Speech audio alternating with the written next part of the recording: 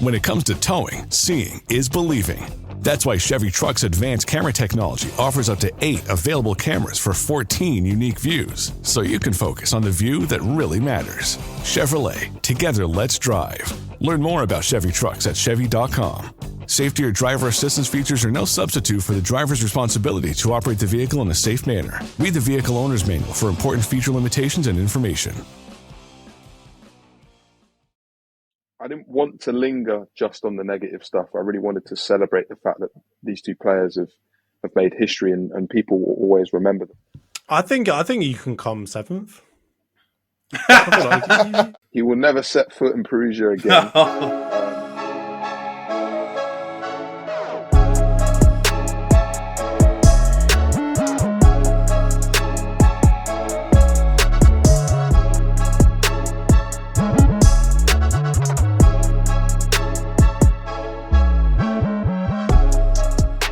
Hi everyone, welcome back to the Social Media Derby. Today we've got a really special guest and a good mate of mine from Sky Sports Days, Jay Harris, Brentford reporter from The Athletic. What are you saying, man? Yeah, I'm all good, man. Like you said, known each other for a long time, so thanks for getting me on. It's a pleasure. Yeah, it's been overdue, man, and it's a perfect time as well because Brentford reporter, like I said, Brentford have played both of our teams, United and Arsenal, so you can give us some intel on how you think both teams are going to do, as well as just chat about Brentford, man, because I think it's been a really interesting start for them as well this season. But yeah, we'll get into it in a minute. But hey, Johns, what are you saying, man? Back from holiday? How you doing?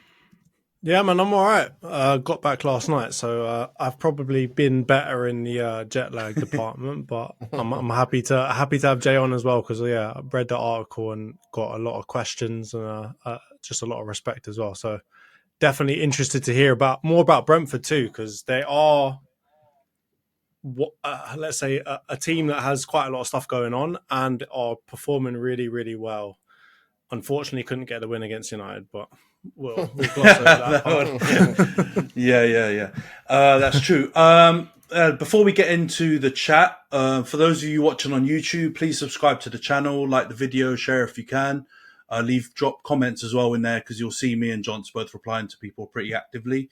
For those of you listening on Spotify, Apple, or any of the podcast platforms, please follow. Give us a 5-star review if you can. That will obviously help us, work the algorithms and get more people listening. But yeah, let's get into it. So Jay, obviously we joked about it a little bit off screen.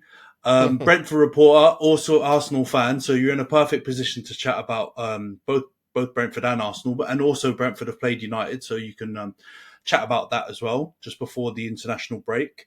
But let's get into the starts of the season. So I guess it's varying degrees, isn't it? Arsenal in second, or joint top, depending on how shameless you want to be. United in 10th, and then Brentford in 15th. So kind of like varying different sides of the table. But first of all, what have you made of Arsenal's start to the season? Yeah, it's funny because the levels Man City have set over the last, 7-8 years that Pep Guardiola's been in charge made me feel that when Arsenal drew with Fulham and were going to draw with Man United before Declan Rice popped up with that goal, I thought the league's over.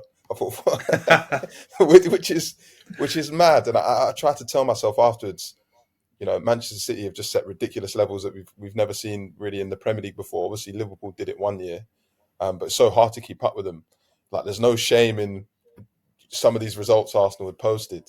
But having said that, obviously, Rice and Jesus scored against Man United and turned it around. A very boring game against Man City, but Martinelli got that goal. Like, it doesn't matter. You just got to grind it out sometimes. So I think Arsenal fans can be really pleased with how it's all going. I think it's probably a good thing they've not hit their best form yet. There's hopefully still a lot to come. Obviously, everybody knows that the Havertz situation is a bit of a weird one. And we still haven't really seen the fruits of that. Big Champions League game coming up in the next couple of weeks against Seville, a double header. After losing to Lens, that's going to be a big one. But yeah, with Arsenal's progress, can't make any complaints really. Undefeated in the league, of course. Man United, I can wind you up about, and then Brentford, I can get a little bit upset about because it's not going to plan at the moment. Yeah, I was going to say you're definitely going to get your joy from the Arsenal and United segments, not so much from the Brentford one at the moment because it's been a mixed bag. But no, I was going to also ask you on the Raya situation. You obviously follow Brentford. He was at Brentford last season as well as some other seasons before that. What have you made as of his start, and what did you make of the transfer in general? Did you think it made sense, or a lot of people arguing that Ramsdale was already a really good number one? The transfer just came completely out of the blue. If I'm honest, towards the end of last season, there was so much noise about David Raya potentially joining Tottenham Hotspur, and Yeah, that move just seemed to make a lot of sense with Hugo Lloris, where everybody thought he was going to leave, but he's clearly no longer the first choice goalkeeper there. You knew Man United would be in the market. You knew Chelsea potentially. I don't think anybody thought for a second that Arsenal would be looking for a new goalkeeper, especially when Aaron Ramsdale signed a new long-term contract. But kind of the history to it is that Arsenal's goalkeeping coach, Inaki Kana, he used to work at Brentford, gets on very well with David Raya. And so that's part of the reason why they kind of brought him in. And maybe I'm a little bit biased because I don't watch Ramsdale week in, week out. I watch Raya for 2 seasons, yeah. week in, week out. I saw how good he is. But my gut instinct when the deal went through was it's only a matter of time until Raya becomes number one. Just the optics of the deal and everything. It didn't make sense to commit to spending, I think, £30 million next summer and to potentially unsettle Ramsdale if Raya's not going in as number one. So, yeah, I was really surprised by it. I think he's been okay. I don't think he's been excellent so far. I mean, that Manchester City game, those first 20 minutes, he was looking shaky. Yeah, he was looking a bit shaky, yeah. Really shaky. And that's the thing. Gary Neville was hyping that up as well, though, on comms. If you guys were listening to comms, G Nev was going in. Yeah, he was. And Raya, he's been capped by Spain, I think, 2 or 3 times. But obviously the majority of his experience is in the Championship, it's in the Premier League with Brentford. And it's one thing when you're Brentford and you play against Tottenham and Man United. It's another thing when you play for Arsenal and you're in those games. So I think he's being exposed to a level of scrutiny and pressure that he's not experienced before. So there's obviously naturally going to be a few bumps with that. But otherwise, I think he's been pretty decent. There's lots more to come from him.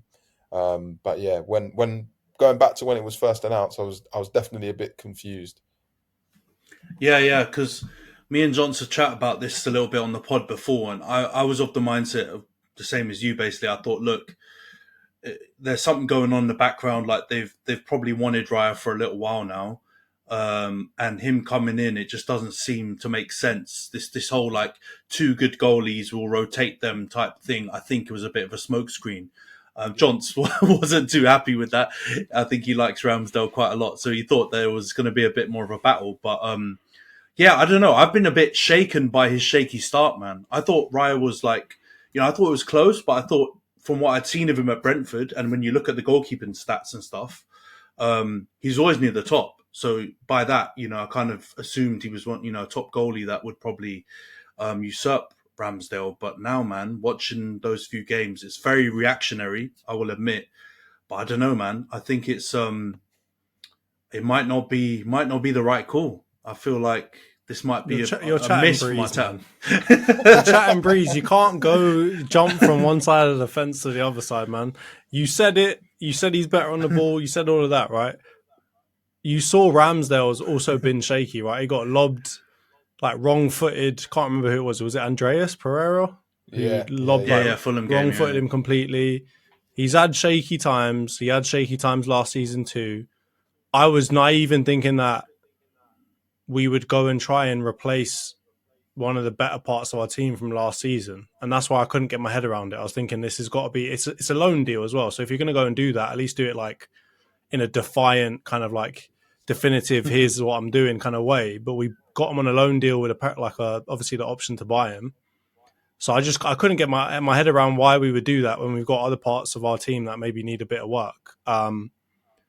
So, I mean, from that point of view, I couldn't let myself believe it, but at this point, I feel like I'm sold. Like it's gonna be it's gonna be him now. And I actually the thing that I've got to ask Jay about is I was worried that it was going to become like a media circus, and it did for a while, where everyone was just like constantly panning to Ramsdale off of every mistake or everything that came from Raya. They were looking at Ramsdale. I feel like it's kind of died down now. do you still feel like the people in the media are like talking about it more and they still care about it heavily, or do you think it's maybe moved on a bit? It's still going to be a hot topic just because I think Ramsdale is probably the closest contender to Jordan Pickford for England's number one. And certainly I think a lot of people see him as the natural successor because of his ability on the ball and because he's playing for one of the biggest clubs in England. So close to Euro 2024, for him to be in this situation where he's not playing regularly, I think there will be weeks where nothing happens and it's not to talk about. But if Jordan Pickford suddenly got injured this weekend, for example, the interest in the Ramsdale-Raya situation would just spike back up instantly. And Raya has been shaky, like we've all just alluded to it, but he's been not saved by the results, but the results have meant that people have kind of moved on from it. Now he's kind of had, 5 or 6 games. If that continues into the next 5 or 6 games and he's still, showing signs of nervousness by the November international break, then I think, people will start to question again whether Ramsdale should be given a better chance. But who knows? It's interesting, that's for sure. I welcome it, man. As much as I like Raya, I need Onana to have some company down here in the mud. I need another goalie to help out, man. But no, let's just confirm. I had him as flop of the season as well. It's so annoying. I had him as flop of the season and I swapped it because I lost my bottle.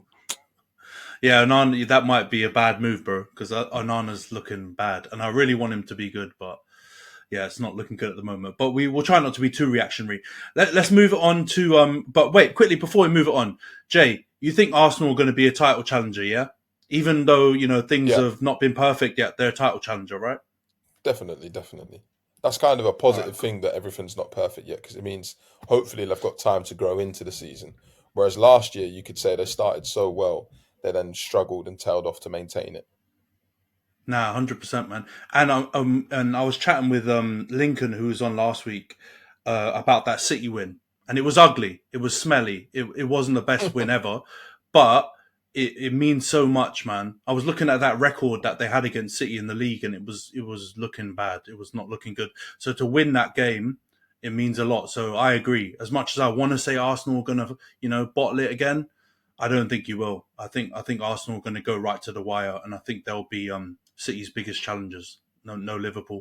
Let's get on to United then, as much as I've been trying to avoid it. 10th in the table, losing to everyone at home, which was kind of our strongest form from last season. What have you made, Jay, of our start to the season? Be kind. All I can really say is that when Scott McTominay scored that second goal against Brentford just before the international break, I didn't speak for a good 10 minutes. Like, I was vexed. I was really annoyed. I was gutted for Brentford, so close. But United were just so poor that day. The first 45 minutes, it looked so average. I know, we were just joking about Onana a minute ago. But there were just times in that first half where he was just hitting the ball long to Højlund, who's playing as a lone striker up against, I think it was Ethan Pinnock, Nathan Collins, Christopher Ayer. So 3 tall, very good in the air centre-backs, and you're hitting it long to Højlund. And obviously Onana's been told to do that. It's not his fault. But I just thought, okay, well, straight away, that looks like a team that's just a bit dysfunctional, doesn't quite know what it's doing. You've got Harry Maguire and Johnny Evans trying to play out from the back. Yes, that's in Maguire's repertoire, but when his confidence is just absolutely shattered, he doesn't look particularly good at it. So, to me, it really just felt like you just lucked a win out of Brentford.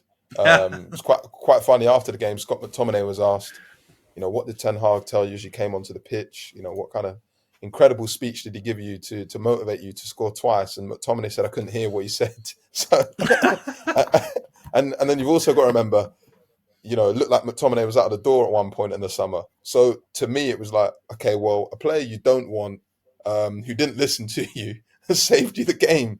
And I think that just kind of sums up United at the moment. Felt like you had a lot of positive momentum last season, winning a trophy, signs of positive progress under Ten Hag, maybe moved on some players like Cristiano Ronaldo, who there was quality there, but were having a negative impact on the squad and the club overall. And for some reason, it just seems like you're taking a backward step. Of course, injuries to Luke Shaw, Malacia, Reguilon have all played a little bit of a factor. But I also think, and I said this to a few colleagues, everybody pointed out when you signed Casemiro that due to his age, he wasn't going to be a long-term option. He was going to be a short-term option. So if you've now already brought in Amrabat, and Casemiro was sacrificed at half-time against Brentford, and Amrabat was kind of given a shining light, and I thought he played very well. That says a lot about the club's recruitment decision a year ago to buy Casemiro if he's already having a shaky start to the season. So there's just so many decisions all over the place, on the pitch, off the pitch, for United, that just make you raise your eyebrows and think, surely there's a smarter and better way of doing this. No, there definitely is a smarter and better way. It's just not one that we've decided to go down for the last 10 years or whatever. This is also off the back of news that Sir Jim Ratcliffe's going to be most likely purchasing 25% of the club, and the Qatari takeover that we were talking about for months and months is not happening. So that's another extra little bit of good news to throw in there. But no, I agree with you completely, man. We were poor against Brentford. I said it on the pod last week.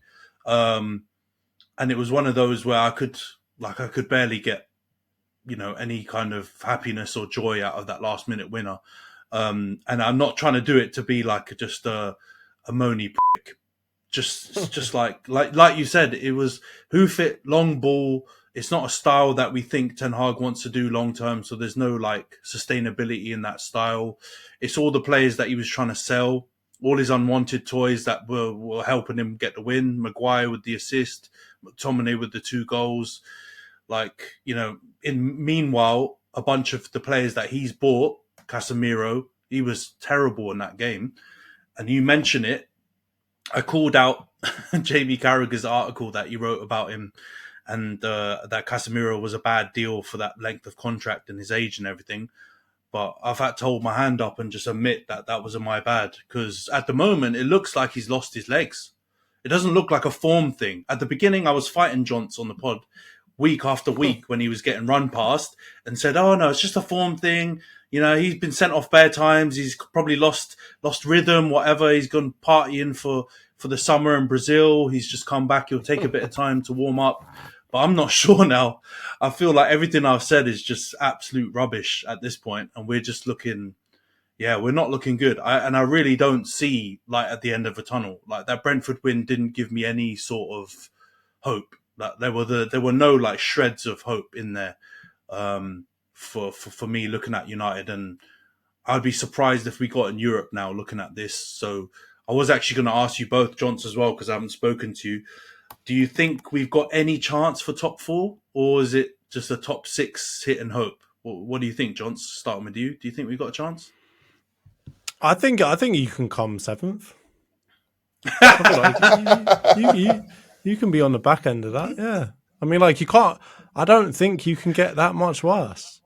And I mean, with injuries, you hope some people come back. You hope Højlund looks good at least. I think. And I mean, one thing to say about that Brentford game was that Pinnock was on smoke the whole game. He was locking everyone down. I don't know what happened. Pinnock was absolutely class in that game up until the last 3-4 minutes in kind of the added time. But I think you will get better. You kind of have to.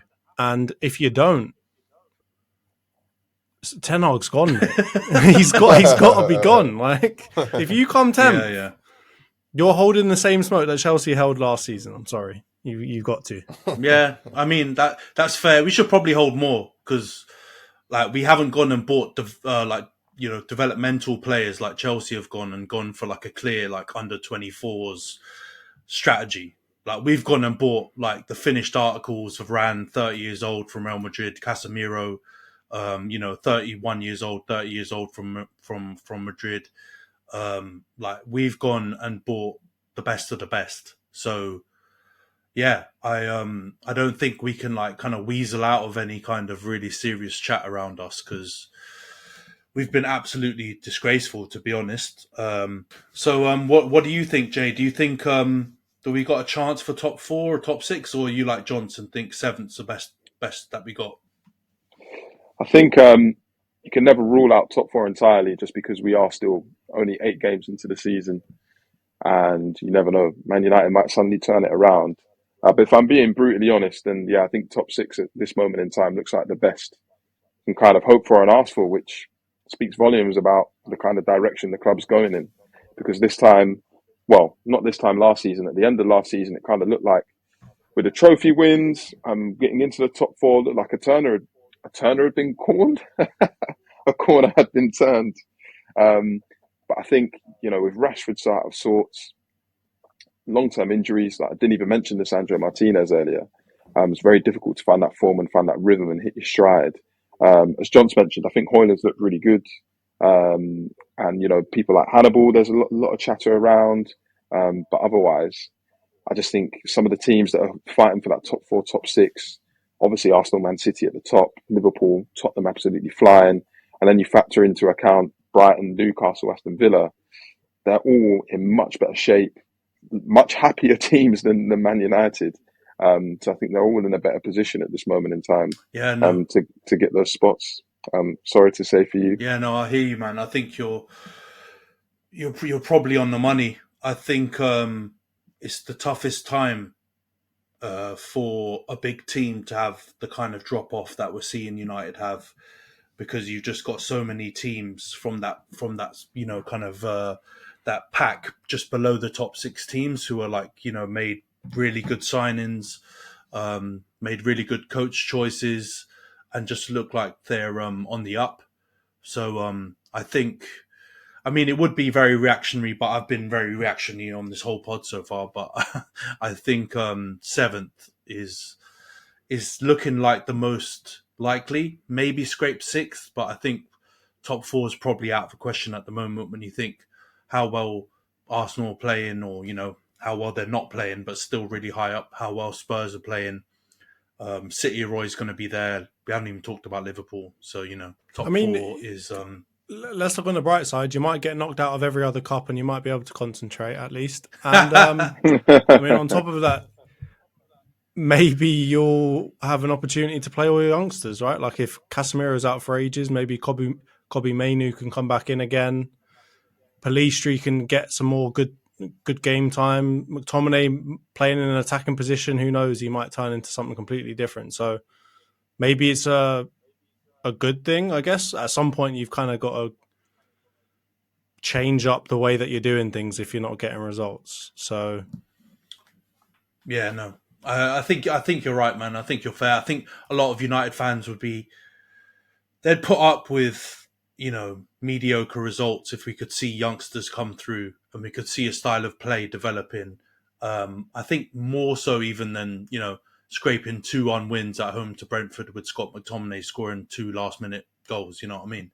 I think you'd find more United fans are on board with kind of seeing a style develop, seeing youngsters develop, and seeing a bit more harmony, because it did look very disjointed. But Jay, let's get into your team then, man. The team that you cover, Brentford, currently sitting in 15th. I know it's kind of a false position because obviously you're, the team's without their star striker and Ivan Toney. But do you want to just give us a little summary or kind of give us an idea of how Brentford have started the season? Because just looking at the table, you might think it hasn't been a great start to the season, but how do you think they've fared so far? I think the honest truth is it hasn't been a great start to the season, which is so strange because after those first 2 games, drew with Tottenham, who are obviously top of the league, and beat Fulham 3-0 away from home, you're thinking, it doesn't even matter if Ivan Toney's suspended until January. They look like they're going to be absolutely fine. But since then, at first they found it difficult to win games. They should have beaten Bournemouth and Crystal Palace at home. That happens to every team. Nothing too much to worry about. Lost a really tight game to Newcastle on quite a contentious penalty decision, shall we say. I think people are still debating about whether Anthony Gordon dived or whether he was actually fouled or not. But since then, in the last couple of weeks, it just seems like they've been hit with injury after injury after injury. Rico Henry probably out for the season with an anterior cruciate ligament injury. It's horrible to hear. Kevin Schade, who's such an exciting, explosive forward, Germany international, one of the quickest players in the Bundesliga, not in the Bundesliga last season, in Bundesliga history. Like this guy's got all the skill set to be a real talent. He's up for a few months. Then you've got Ben Mee, who's one of Brentford's best players last season. He's out injured. Mikkel Damsgaard, who I think everybody's just forgotten about. This was the guy who ripped it up for Denmark at Euro 2020, scored that incredible free kick against England. He's just never hit the ground running for Brentford. Keane Lewis Potter, who was their club record signing, £60 million last year. He's picked up another injury. So all of a sudden, Brentford, who for the last 2 seasons in the Premier League have pretty much had everything their way, there's never really been too many periods of time where they've struggled for form, maybe apart from one point in their first season. Things just suddenly look shaky because you're looking to the bench and they've got a lot of their B team and 18, 19-year-old players on the bench just because every other senior player is injured. So there's a real lack of depth at the moment. But having said that, the performances have still been pretty good. We've touched on it enough already, but very unlucky not to at least get a point against Man United, let alone win. So to come away with nothing I think that's why it stung me so much. But they play Burnley on Saturday, and that feels like a pretty big game. Because if they lose to Burnley, then they suddenly get really dragged into that conversation around the bottom 3, and we don't want to be anywhere near there, that's for sure. Yeah, I mean, on that note as well, after Burnley, their run of fixtures is really tough. Like, I think they've got Chelsea, Arsenal, West Ham, Liverpool. They've got like a really serious run of games after that Burnley game as well. And it feels like, as you were kind of saying, after that Tottenham result, it looked like they were pretty good, right? Like I had Mbeumo in my fantasy league, and I could see him ripping it up, which was making me sad. But yeah, like I think they had a couple of, let's say, winnable games that just didn't go their way. Like I think the red card against Nottingham Forest as well, where they ended up drawing 1-1. Yep. There was a couple of games like losing to Everton's got to sting at any team in the league. I don't care if you're Luton, Burnley, or Sheffield United. If you lose to Everton, it's a sad day. So, how do you think they're going to come out of the next, let's say, 10 games? Do you think that's going to be the deciding factor in their campaign this season, or do you reckon they can still pull it back? Like you said, definitely a tough run of fixtures. Away to Chelsea. They have won there 2 years in a row, I have to say. So maybe not the hardest game in the world. I hope I've not jinxed it now. To be fair, Brentford do seem to actually play quite well against top 6 teams. They've got a really good record against top 6 teams. It's definitely one of the best in the entire division. I think it's up there alongside Man City, Brighton, etc. But that's when they had Ivan Toney, David Raya, etc. It's going to be a very different prospect without them now. I still back Brentford to get through this difficult spell. I think the only game I'm really worried about was that defeat to Everton because they looked really out of sorts. Nottingham Forest, they looked a bit disjointed, but I thought they were kind of back to themselves against Manchester United. It looks like nobody's picked up an injury during the international break. So I trust them to pick up a couple of points along the way, and I think they'll be fine. It's just Brentford have been so well run over the last 10 or so years since Matthew Benham became their owner that any sense of things going slightly wrong is almost a little bit of an alien concept. But I think they'll be fine. So Jay, let's chat now that we've talked about kind of the starts to the seasons and everything. Let's chat a little bit about something that we mentioned earlier in your article about the Windrush generation footballers that you've done as part of the Athletics Black History Month series. First of all, how did that come about, and what was it like? Obviously, speaking to legends like Viv Anderson for that article. Just came about where a couple of editors at the Athletic were throwing around ideas for Black History Month. They know because of my Caribbean heritage, it's something that I feel really strongly about talking about authentically and kind of using my platform to bring some of these topics to light. And they just mentioned Windrush generation footballers. And I said, yes, please. And that's as simple as that. And speaking to Viv Anderson, who was the first black player to represent England at senior level, and Brendan Batson, who was the first black player for Arsenal, was really special. I'm not going to lie about it. Obviously, I tried to remain professional throughout my interviews with both of them. But towards the end, the final couple of minutes, I couldn't help but tell both of them, look, my dad grew up watching you both as two people from the Caribbean. You're very inspiring for our family, and hearing about some of the trials and tribulations they had to go through and they survived through was inspiring. But also, I didn't want to linger just on the negative stuff. I really wanted to celebrate the fact that these two players have made history, and people will always remember them. And they were great fun to talk to, very lively, typical Caribbean men of that generation, very jokey, very friendly. And I really loved chatting to them. Really, really loved it. Two of my favorite interviews I've ever done, for sure. Now, it came across, man, in the in the article, because when I was reading through it, it just felt like, it just felt like you guys were having just like a really candid chat, to be honest. And that's one thing I really enjoyed about the article too, was a lot of it wasn't just centered on obviously the struggle and kind of the difficulty it was kind of trailblazing as black Caribbean players in, quite a racist game at the time. It really captured a lot of the joy as well, man. So when I read that article, obviously wanted to reach out to you and try and get you on the pod, because I just, during these months, they're my favorite months, August, September, October, because you've got South Asian Heritage Month, you've got East and Southeast Asian Heritage Month, and you've got Black History Month in the UK. And you see really, really great stuff, but also, a lot of it kind of rightly and understandably centers on a lot of struggle and pain and a lot of that stuff. And sometimes we miss out the moments to cover like some joy. And I really got that from the article, man. And Viv Anderson, obviously ex-United player as well. He holds a special place in some of our hearts. I'm going to just try and focus on the positives, man. It's also United. There's not many positives, so I've got to try and focus on the good things. And so it was great, man. It was a really good article. And I'm looking forward to reading other articles that come out in the series.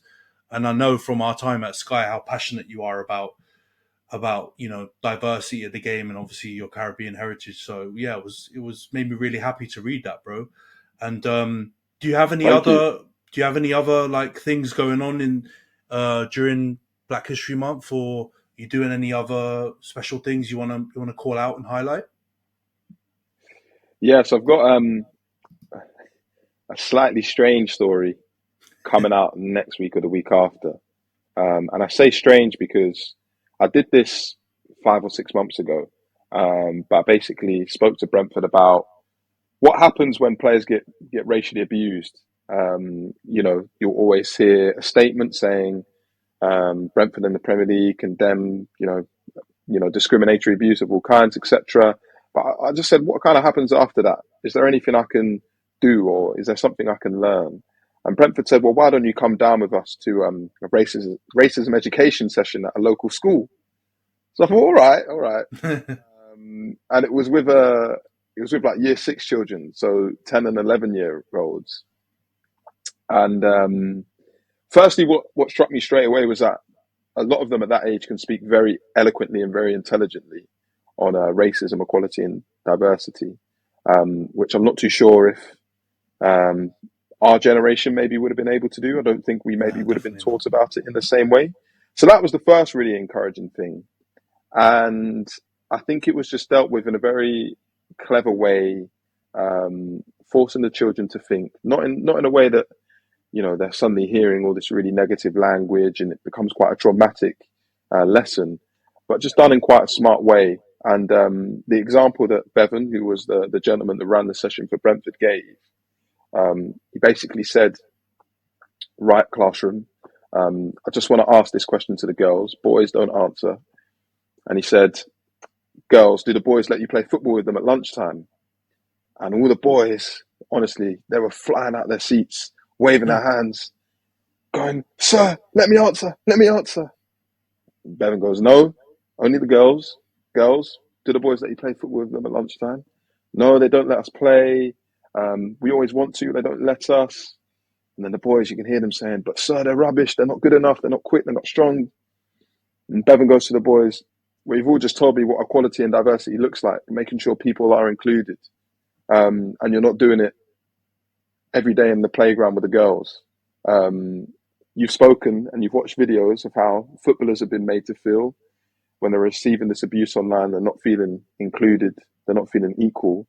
And now I challenge you to change your behavior and make sure the girls are included every day. And I thought, what a clever way of bringing something down to children at their level, making them understand something through day-to-day interactions.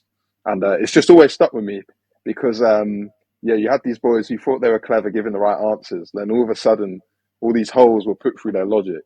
And it'd be really interesting to know if, maybe I'll visit again in a year and I'll try to find out if those boys did let those girls play football with them. But yeah, shouts out to Brentford, because I thought it was a very clever way to educate the next generation. No, 100%, man. And that's a really good point. A lot of us kind of get stuck in our own little bubbles, innit? So, we might be fighting our own personal fights. We've got, affinity to a certain cause, and then not maybe recognizing some stuff that we're doing, which are, not helping uplift other people from other marginalized groups. So that sounds like it's going to be a great one, man. I didn't want to expose too much of the article, so I feel like you covered it nicely. Still leaving it a little bit there for people to read when it comes out. But that should be sick. And before we wrap up the interview, because I know you got to go, man. So every podcast, when we have a special guest, we ask them, one special question. Just because I feel like it's a bit of a cult thing as well. You know what I mean? There's not been many famous or notorious Asian football players, especially in the British game. But who is your favorite Asian player of all time? So when I saw this question, there was one name that jumped to my head straight away.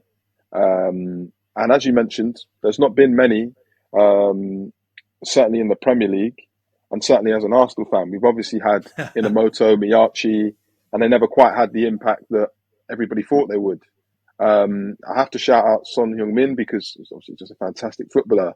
But the person that immediately sprang to mind, and I have to explain the context behind it, is An Hyung-hwan. Now, I'm hoping you two know who that is. The scorer of South Korea's infamous golden goal against Italy at the 2002 World Cup. Now, I was 7 at the time, and that's the first tournament I properly remember. I can remember England beating Denmark. I can remember England getting knocked out by Brazil. And I was just fascinated with golden goal. Just absolutely, I'm gutted they got rid of it. I just thought it was the coolest way to just to end the game, bang. And obviously, An Hyung-hwan scores this goal against Italy, against an Italy team that Francesco Totti had been sent off, I think, for diving. I think you had Maldini, Del Piero, Buffon saved the penalty from An Hyung-hwan. And then An Hyung-hwan scores. Italy get knocked out. South Korea progress to the quarterfinals. And what people might not know is that An Hyung-hwan played for Perugia in Italy at the time, and it only scored 1 goal in 15 Serie A appearances for them. So this caused a bit of a madness. Now, I've got the quote from Perugia's owner at the time, who said, he will never set foot in Perugia again.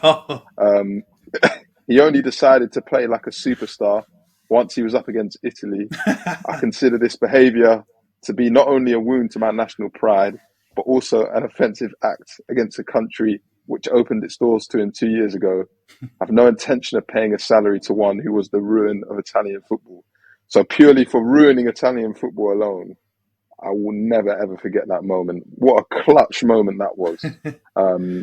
In a tournament that your country was co-hosting. Just phenomenal moment. And for people that were wondering, the Perugia owner changed his mind and did actually want to keep him, but I think An Hyung-hwan realised he wasn't everybody's favourite person, and so he left them. But that moment will just forever stay with me. So more of a cult hero than a favourite player, but someone I won't forget for sure. Nah, bro, I have to admit, I don't know about you, Johns, but that's probably the best answer to that question. That was yet. class. That was absolutely class. Good. That was so good. Honestly, storytelling on point, little cult hero player. facing all of that grief. But the Italians, the narrative, I don't know if you guys watched the podcast last couple of weeks, but Lincoln's narrative XG was through the roof on that. Just it's crazy. But Korea as well, semi-finalist, man, the best an Asian country's done in the World Cup, in that World Cup. And I have to admit, man, as a young Asian kid watching football, that was a big moment. It was a big, big moment to see a country of people that you think look like you, that you have like an affinity to, even though we're not Korean in any way. But it was a big, big deal, man. And he's definitely an obscure cult hero player.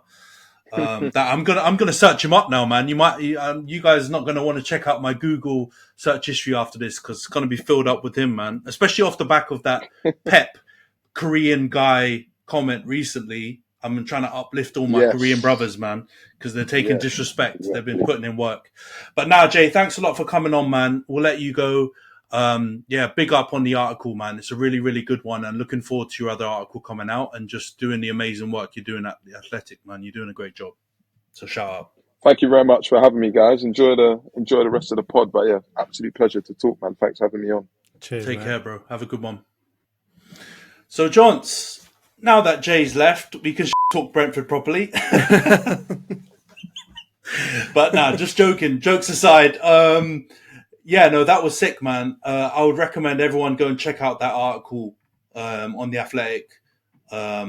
It's a really good article. And if you, a lot of our best players in the Premier League at the moment come from Black, African and Caribbean heritage. So it's a good moment for us to recognise some legends in the game. But before we wrap up the pod, let's quickly go through the previews for our upcoming games then, because we've obviously got Arsenal got some big away games coming up, man. Away to Chelsea, away to Sevilla in the Champions League, which are after Chelsea the Lens ain't a defeat. big game, mate. I knew you were going to say that. How dare you talk badly of them? But now you've got Sevilla as well, away as well. So first of all, how do you think the Chelsea? Well, I'm going to guess from your reaction, your 3-point collectors at Stamford Bridge. Yeah, but I don't think it will be as easy as it would have been maybe like 5-6 games ago. The worst thing about it is that, like, coming off the back of this City win, we've had like this break now. So like we don't even get to take like the high, the momentum of beating City straight into this game. So there's going to be that little kind of lull. And, Chelsea have looked slightly better recently, right? Like last game or two, they've looked a bit better than they were before. They've won the last 3. There you go, right? They've won the last 3. I think, something is changing, or the wheels are starting to turn. They're starting to get some momentum. So I don't think it'll be an easy game or a straightforward game. It's at Chelsea as well. And that them fans are going to be getting up for it when we come, right? Mm-hmm. Like they, regardless of how well they do this season, if they get a couple over us, they'll be talking about it for years, won't they? So yeah, I don't think it'll be straightforward. I can see it being like a smash and grab, like 2-1 type of vibe.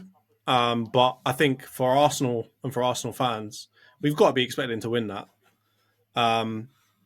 Chelsea have not looked the best this season, so we've got to go to Stamford Bridge and smash them. Sevilla game, I see us losing that, man. That's a tough one. Really? You'll be in trouble. You'll be in trouble in that group if you do, though. I know. This Lens thing is really battering us, really.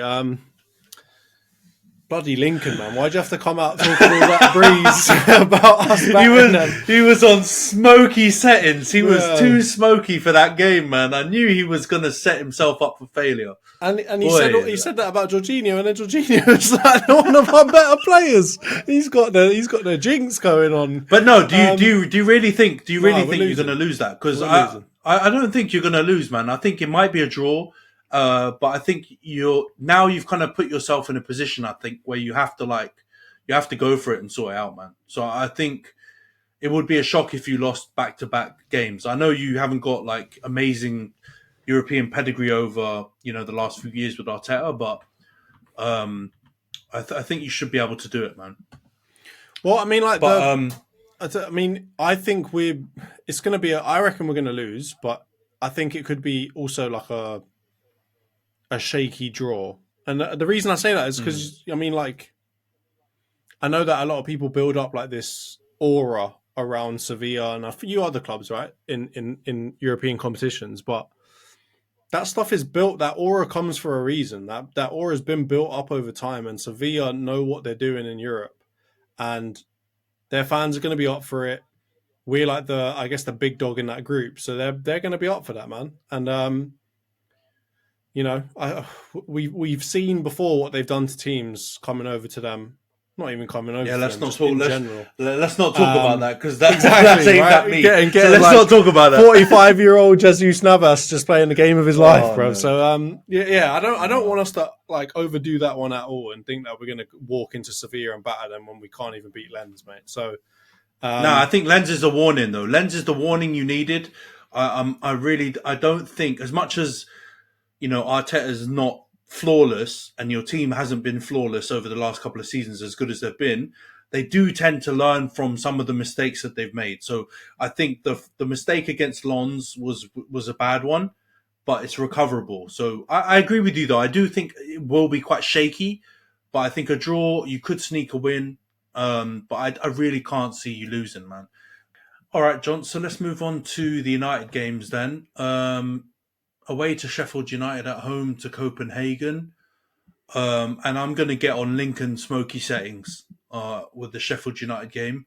I think we should be slapping them up at least 2-0. And yeah, if we don't, then I'm really going to be buying into the United crisis talk. And, all future pods, I'm going to be sitting here like a silent little field mouse, not saying anything, no banter coming your way. Doesn't matter if you guys stink it up. Unfortunately, I'm just going to have to hold it for the rest of the season, because if we can't beat Sheffield United away, the amount of grease that I've been chatting about them on this pod, I don't know if they've got fan channels or podcasts or anything like that. If they did, they're going to be on my ass. But yeah, if we can't beat Sheffield United away, it's a wrap, bro. I'm dead. Finish me off. But what do you think? Do you think that's actually going to happen, or do you think we're going to take another I don't see L? you keeping a clean sheet. You might win. That's a 3-1 very or something, I don't know. You're not keeping a clean sheet. I mean, with who you've got in defence right now. I mean, Johnny Evans looks all right, but I mean, everyone else stinks. So one man defence, Johnny Evans. Exactly. My guy. If you could have 5 Johnny Evans, 1 in goal and then 4 at the back, I think you'd take them at this point in time. So yeah, I don't see you keeping a clean sheet, but I don't see you losing. I mean, Sheffield United, you lot stink, but they are on a different level of stinking. Yeah, so toxic waste stinking, yeah. Exactly. Atrocious. So yeah, no, that's our only saving grace. That game. That's our only saving grace right now, honestly, is that there are some teams out here that are smellier than we are. And even as bad as our players have performed, they still turn up in those moments seemingly against the rubbish teams. So let's hope we get the W, man. If not, we're in trouble. You're lucky it's a farmers league, essentially, yeah. Yeah. This guy, he's back from holiday with a bang. You shit house. All right, let's move on to... I was watching all of the games and the highlights that I could. So trust me, I've seen how stinky you lot are. I was hoping you were out of the country and you just came back and it was like how it was before you left. But unfortunately, they've got Premier League football in China, guys. More football than us. All right, let's go to the Champions League then. My God, it gets even worse. So 2 losses out of 2. We've got FC Copenhagen at home. I was joking with Lincoln. I've even been checking their form just to see what we can expect in those games as well. But that one, I think there's more jeopardy than the Sheffield United game, because they even gave Bayern a bit of a good game in that last round of fixtures. And we are just, boy, if I thought our home Premier League form was bad, that Galatasaray game was stinky McStinkerson, mate. Terrible. And I've got a bad feeling again. So I would hope we're going to win. We're definitely not going to get a clean sheet. The point you just made is a good one. Onana and his biscuit wrists, he ain't going to be keeping a clean sheet, no chance. But I reckon we might win 2-1. Or I wouldn't be surprised if it was a 2-2 or 1-1. What do you think? I mean, it doesn't look like you're having too hard of time scoring. So while I did say you guys can't keep a clean sheet to save your lives, I mean, I reckon old Hoyland's going to go in there and slap up his Scandinavian brothers. But I see his literal brothers play for his literal brothers play for Copenhagen. Exactly. So he's going to be slapping up his peoples and his actual family. But no, you're going to let in a goal. It's Man United, man. So again, I'm worried if it's just one. It would be great. I could see like a 2-2 maybe, because oh god, I reckon the travelling fans though are going to be nuts as well. Can you imagine the travelling Danish fans coming to Old Trafford? They're going to be loud, so it's less of an advantage than playing at home versus like a Premier League team, because those fans are coming on smoke, and so I can see them scoring at least a couple. We're done out here, man. I might as well just prepare and clean out my Thursday evenings and just start singing "Whoa, whoa, do do do do do do," because we're heading for the Europa, mate. Actually, let's just finish bottom and not even get in the Europa. That would be great. Just kick us out of Europe altogether. That's fine. Just sandbag all of it and let's just go tank it. Out. Yeah, let's tank it. Let's just move like we're the Philadelphia 76ers after we've lost all of our best players. Straight tank, and let's just see what we get in the draft. Exactly. Give Ineos just a fresh slate. Oh mate, pain. I was joking on the last pod that Lincoln was hilarious and it was the most I'd laughed, but I was lying. This having you back has been great, man. Good old brotherly laughs. But no, man, we stink, and I'm dying inside because it's just there's nothing left for me to enjoy football wise. I just watched a rugby yesterday. That was fun. Come on, the Boca, South Africa, yes. Come New on, Zealand got the team that I support. Come on, boys. I know. I'm going to convert to rugby. Even Georgia was saying to me yesterday, "Oh, you like watching the rugby now?" I was like, "God, I have to." The state Man United are in. My God, yeah. But anyway, let's hope our teams come through it, man. You've got a really tough couple of games, but at the same time winnable. We've got what looks like really easy games on paper, but the way we're playing, it looks really difficult. So, yeah, let's see how it goes, bro. The narrative XG, which I'm stealing from you, Lincoln. Cheers, brother. Is going to be high on both of our sets of fixtures. So let's see how it goes. Of course. But this has been a great pod, man. Always good to have you back, bro. And yeah, let's hope our teams do well. And big up. All right. I'm back and I'm ready for it. Come on, United. Give me what I need, son. Give me that ammunition. All right. End the pod now. Cheers, guys. Speak to you next week. Wrap it up.